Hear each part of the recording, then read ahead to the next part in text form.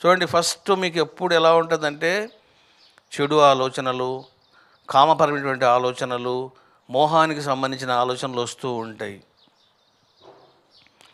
నువ్వు చూస్తూ ఉన్నావు సాక్షిగా, నువ్వేం నిగ్రహించవలసిన అవసరం లేదు, చూడాలంతే.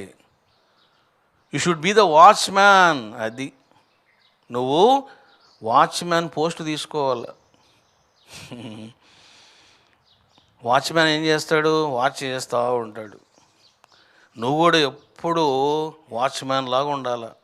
చూసారా, బ్యూటిఫుల్ అనాలిసిస్ ఇది. నువ్వు వాచ్మ్యాన్ లాగా ఉండాలి.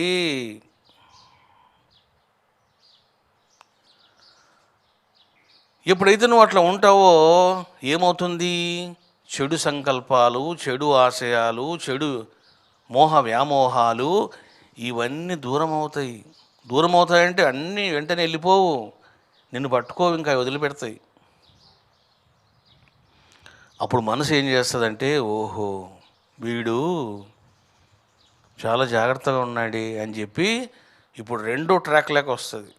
ఏమిటి రెండో ట్రాక్?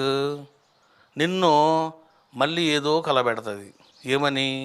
నువ్వు ఈ బుక్కు రాయి, నువ్వు ఈ స్తోత్రం రాయి, నువ్వు ఇది చదువు అంటది. అది చెప్పగానే నువ్వేం చేస్తావు? తందానా అని ఆ కర్మ చేస్తావు. నువ్వు దాన్ని కూడా సాక్షిగా చూడాలి.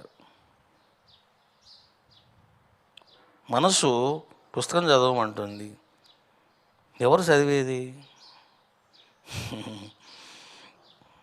చూసారా, ఈ సాధన చేయాలంటే కూడా చాలా పవిత్రమైన మనస్సు ఉండాలా, పవిత్రమైన బుద్ధి ఉండాలా, పట్టుదల కూడా ఉండాలి. అది నువ్వు సదా అద్వైత భావనలో ఉండు, సదా నీవు వాచ్మ్యాన్గా ఉండు, సదా నీవు సాక్షిగా ఉండు. నువ్వు సాక్షిగా ఉంటే అర్థం కాదు, వాచ్మ్యాన్గా ఉండు.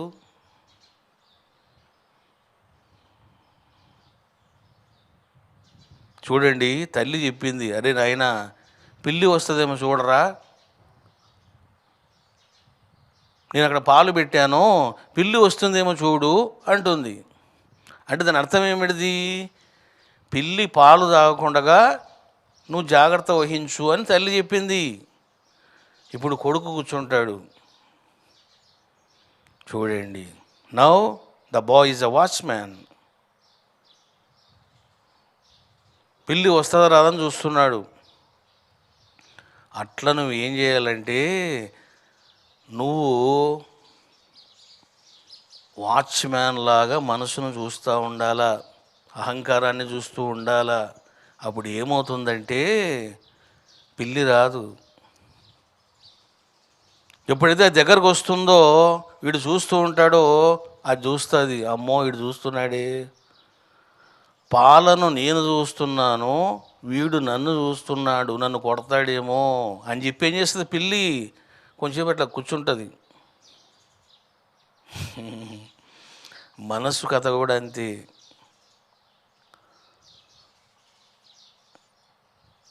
నిన్ను డిస్టర్బ్ చేయాలని మనసు వస్తుంది.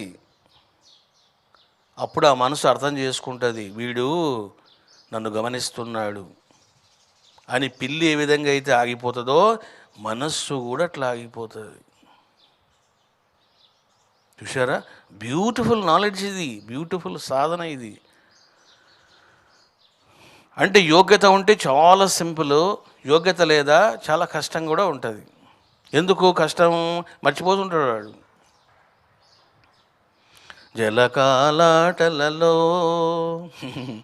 అని పాటలు పాడుతూ స్నానం చేస్తుంటాడు. నువ్వు పాడుకో, తప్పులేదు, మర్చిపోకూడదు నువ్వు. అది నేను చెప్పేది. ఐఎమ్ నాట్ అవాయిడింగ్ ద కర్మ what you want to do, but I'm saying that you should observe, you should know how to do కర్మ. నువ్వు ఎట్లా కర్మ చేయాలో తెలుసుకో.